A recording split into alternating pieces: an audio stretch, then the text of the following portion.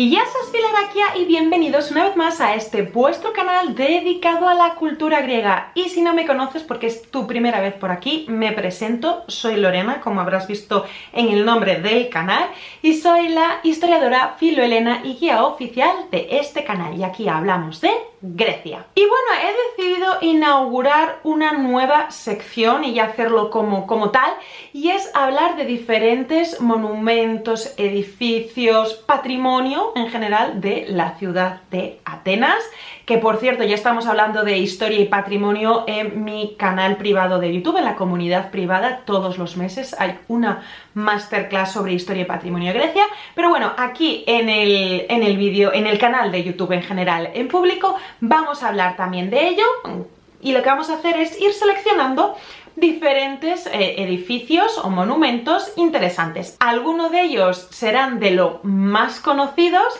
y que hablaremos de su historia y todo, pero que seguramente tendremos que romper algunos bulos o mitos, porque por internet, en los blogs y páginas web hay muchísima información pues que no es correcta del todo, y luego hablaremos, como en este caso, de otros edificios que pasan desapercibidos, que no vienen en las guías, que no entran dentro de los recorridos de los tours, pero que son también muy interesantes dentro de la historia de la ciudad. Porque la gente dice, oh, es que Atenas en un día o 2 días se ve. A ver, Atenas es una ciudad enorme, entonces como buena capital es imposible que se vea en 1 o 2 días para verla bien, tenemos mucho más. Entonces, bueno, con esta serie de vídeos, dependiendo de cuáles son tus intereses, por ejemplo, pues a mí me interesa mucho la historia antigua de Atenas, pues tendremos vídeos sobre ellos. Ya hicimos un vídeo sobre el teatro de Dioniso, haciendo ahí como un recopilatorio de las novedades arqueológicas al respecto. Es que a mí me interesa más la historia contemporánea de Grecia porque es muy desconocida y quiero saber. Bueno, pues por ejemplo en este vídeo vamos a hablar más de eso. Así que aquí hay, en esta serie de vídeos va a ser para todos los gustos, y si vas a viajar a Atenas, pues nada, chequea cuáles son los monumentos que más te pueden llamar la atención y así no te los pierdes en tu próxima visita a la ciudad. En este caso vamos a hablar de la iglesia de Santa Irene, que se encuentra entre la calle Eolú y la plaza de Santa Irene, una zona por cierto muy interesante para tomarse un cafecito, un refresco, una bebida o algo. Es una zona muy buena. Y bueno, aquí ya había anteriormente, en el mismo espacio de la iglesia que vemos a día de hoy, que es una iglesia del siglo XIX, ya había ahí una iglesia medieval, de época bizantina, pero que la cual no sobrevivió a la guerra de la independencia. La guerra de la independencia de los griegos que se liberan de los otomanos o que luchan contra los otomanos va desde 1821 a 1832, ¿vale? Cuando ya Atenas es designada capital del nuevo Estado griego. Desde que Atenas es oficialmente cristiana por decreto del emperador romano y sobre todo mayoritariamente cristiana, que no es lo mismo. Una cosa es que por decreto imperial la religión oficial del Imperio Romano sea el cristianismo, y otra cosa es lo que la gente seguía practicando, ¿vale? En torno a finales del siglo VI, principios del siglo VII, es cuando podemos decir ya que Atenas es mayoritariamente cristiana, y a lo largo de todos estos siglos ha tenido diferentes catedrales, diferentes templos han sido denominados catedral. La más famosa, sin duda, el Partenón, que se va a convertir en iglesia cristiana, y primero va a ser una iglesia dedicada a Santa Sofía y luego será una iglesia dedicada a algo así, la traducción a Nuestra Señora la Ateniense, ¿vale? Pero a partir de 1204 el Partenón deja de ser la catedral de la ciudad de Atenas, y diferentes iglesias del centro de la ciudad van a ser la catedral. Una de ellas, la última antes de la independencia de Grecia, va a ser esta iglesia bizantina que había de Santa Irene. Después de la guerra, bueno, pues ahí tenemos los restos de esta iglesia, y en 1834 se va a designar que la iglesia de Santa Irene va ahora mismo a tener las funciones provisionales de catedral y se va a reconstruir y a reformar, etcétera, pero se sabe que va a ser una catedral provisional y hay en mente construir otra catedral, pero ya con la concepción europea. Hasta ahora las iglesias, las catedrales en Atenas eran iglesias principalmente pequeñas, porque en la iglesia ortodoxa, sobre todo en Grecia territorialmente, no había ese concepto de construir unas iglesias pues como por ejemplo la Catedral de León o Notre Dame de París, etc. Entonces eran iglesias en general de tamaño más reducido, pero ahora que Grecia es independiente, es un país europeo y hay muchísima influencia de arquitectos, incluso Grecia se convierte en una monarquía y el primer rey va a ser un rey alemán. Y bueno, con toda esta influencia pues ya se decide hacer una catedral con todas estas grandes dimensiones al estilo europeo. Pero mientras tanto, la primera catedral va a ser la iglesia de Santa Irene. El arquitecto para esta reforma integral, que prácticamente es hacer la iglesia entera nueva, va a ser un arquitecto griego, Lisandron Kaftansoglou. Y es bastante interesante porque en este momento y a lo largo de todo el siglo XIX van a venir muchos arquitectos, sobre todo de Centro Europa, trayendo el neoclasicismo al país. Es la época de Schiller, de los hermanos Hansen e incluso von Gerner. Hay muchísimos arquitectos y son los que se van a llevar las grandes obras en general de la ciudad de Atenas, pero esta en concreto, la iglesia de Santa Irene, va a ser un arquitecto griego. Es un edificio en forma de cruz con 3 naves y con una cúpula y el resto del techo hecho con estructura de madera y teja a 2 aguas. El edificio está hecho de mampostería simple que está revocada entera, entonces no se puede ver. Y el arquitecto lo que intentó fue fusionar el estilo tradicional monástico con esta tendencia neoclásica que estaba llegando a Atenas por todos los artistas y arquitectos centroeuropeos. Como curiosidad, coronando la fachada hay una gran cruz de mármol, la cual en 1981 se cayó, se vino abajo por los terremotos y ha habido varios daños en diferentes edificios e iglesias en la ciudad de Atenas en los terremotos de 1981. Por si hablando de otras iglesias u otros edificios os hablan de ello, que sepáis que esos terremotos causaron unos daños bastante importantes. Y la otra curiosidad es que hubo una gran polémica con el púlpito que hay dentro de la iglesia. El púlpito está hecho con mármol del Pentélico, hecho por los hermanos Fitali, pero siguiendo un diseño de Kaftansoglou. ¿Y qué ocurre? Que en el púlpito está en relieve el busto de Jesucristo y de los 4 evangelistas.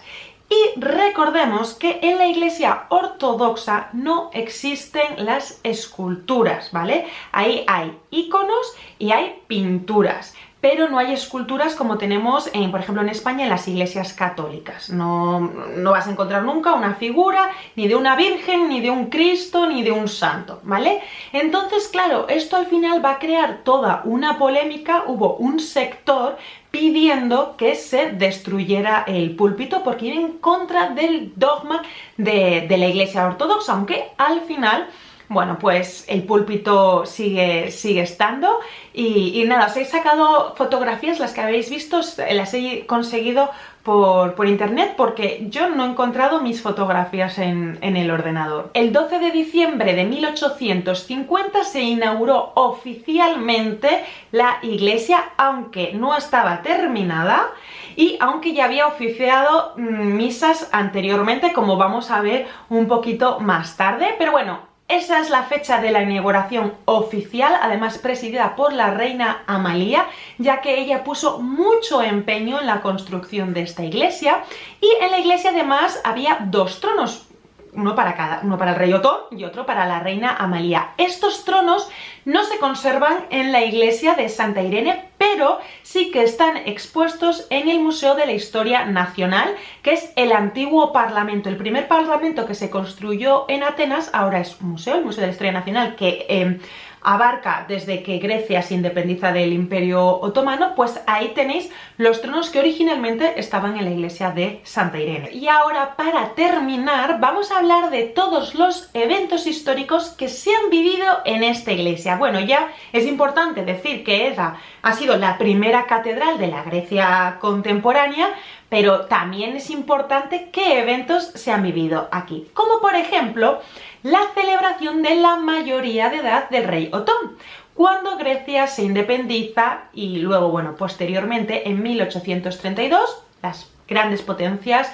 que estaban controlando lo que viene siendo el nuevo país que ha nacido Grecia, imponen una monarquía y para eso traen un príncipe de Baviera, que va a ser Otón I. Pero él es un joven de 17 años, entonces es menor de edad, así que la primera época de su reinado va a ser una regencia. El 20 de mayo de 1835 se celebra la mayoría de edad y por tanto Otón ya ejerce como rey sin regencia y sin nada, y se hace una ceremonia en la iglesia. ¿Qué ocurre? Que en esta ceremonia él tendría ya que ser coronado como rey, pero Otón nunca va a ser coronado.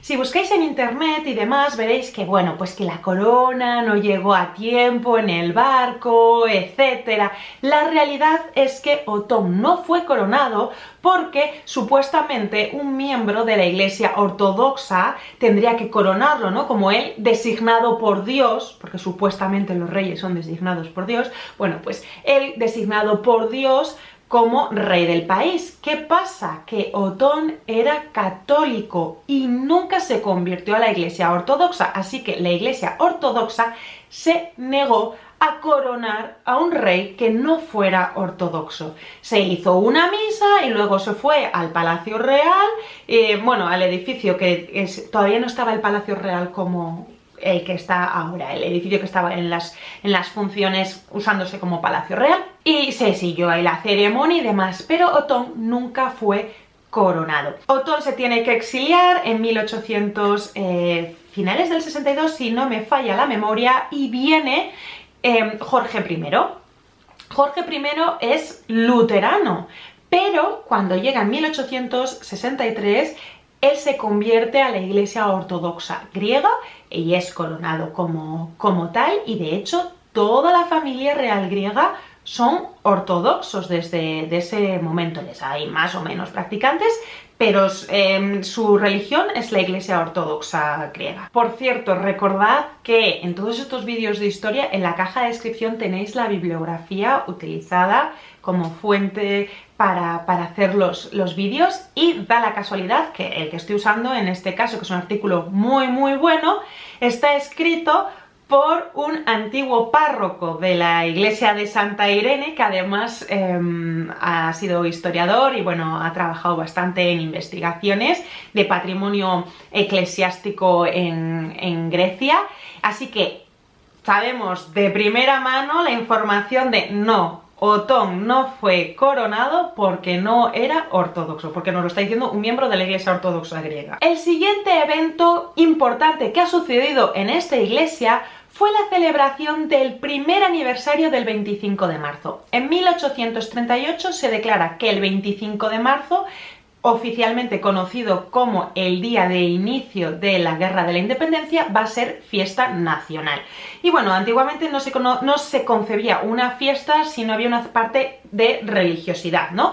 Entonces, parte de esta celebración era una misa. La primera misa que se celebra para esta fiesta nacional se va a hacer en la iglesia de Santa Irene, que para eso era la catedral, la iglesia más importante que había en esos momentos en la ciudad de Atenas, y va a contar con la presencia tanto del rey Otón con la reina Amalia, con esos tronos que ya hemos dicho que están en el Museo de la Historia Nacional, pero no solamente estaban ellos, también muy interesante, en esa misa obtuvo la presencia de los embajadores de Inglaterra, de Francia y también de España. El siguiente evento histórico muy interesante que tuvo lugar en esta iglesia fue el funeral de Theodoros Kolokotronis. Kolokotronis fue una de las figuras principales tanto a nivel militar como político de la Guerra de la Independencia de Grecia, y él murió el 4 de febrero de 1800 1843. El 8 de febrero de 1843 tuvo lugar su funeral y entonces, bueno, primero hubo un cortejo fúnebre por la calle Ermú y por la calle Eolu, que pues si vais a día de hoy pues podréis saber, pues mira, pues por aquí fue el cortejo fúnebre, y la misa funeral fue en la iglesia de Santa Irene. Y en ese mismo año de 1843 el rey Otón fue obligado a firmar una constitución, la cual entró en vigor en 1844. Pero el 8 de noviembre de 1843 se hizo una misa de celebración, porque ya hemos dicho que aquí todas las celebraciones tenían su componente religioso. Bueno, pues una misa para celebrar que ahora Grecia era un país constitucional. Hasta 1850 toda la jerarquía y toda la cuestión de la Iglesia ortodoxa en Grecia dependía directamente de Constantinopla, del patriarcado ecuménico, pero en 1850 se funda ya en sí la iglesia griega, la iglesia ortodoxa griega, como una iglesia autocéfala, es decir, que se gobierna a sí misma, y en la iglesia de Santa Irene va a tener la misa de celebración por la creación de la iglesia griega, con la presencia de la reina Amalía, que como digo, ella era luterana y nunca se convirtió, pero sí que le puso mucho empeño y estaba ella mucho ahí muy a mano con la iglesia ortodoxa griega, todo hay que decirlo. Y ahora que existía como tal la iglesia ortodoxa griega, pues hay que crear una nueva jerarquía, hay que nombrar nuevos obispos, y los primeros obispos, hasta luego ya la consagración de la catedral que tenemos a día de hoy, que luego van a ser ahí, pero hasta ese momento todos los nuevos obispos van a ser, la ceremonia y demás, van a ser nombrados en la iglesia de Santa Irene. Y bueno, hasta aquí el vídeo sobre esta iglesia. Os la he mencionado, aparte de por ser la primera catedral de Atenas, que es muy desconocida, es porque es una iglesia que es muy probable que si vais a la ciudad, la veáis, porque la calle Eolu que es una de las calles más transitadas de la ciudad, es una de las arterias principales, y toda esa zona es muy típica de terrazas y demás, entonces puede que la veáis, bueno, pues para que sepáis la importancia de esa iglesia, que no es una iglesia y ya está, sino que tiene toda esta historia detrás que tuvo un papel principal en los inicios de Grecia como país independiente. Y espero que os haya gustado. Si es así, por favor, pues dadle a like, compartidlo si os parece que es de interés, si puede haber alguien que le pueda interesar. Si tenéis a alguien que vaya a ir a Atenas, compartir mis vídeos sobre Grecia, sobre Atenas en general. Tengo consejos de turismo, etcétera, porque creo que les puede ser de mucho interés. Y nada, nosotros nos vamos a ver muy pronto en un próximo vídeo. ¡Ya!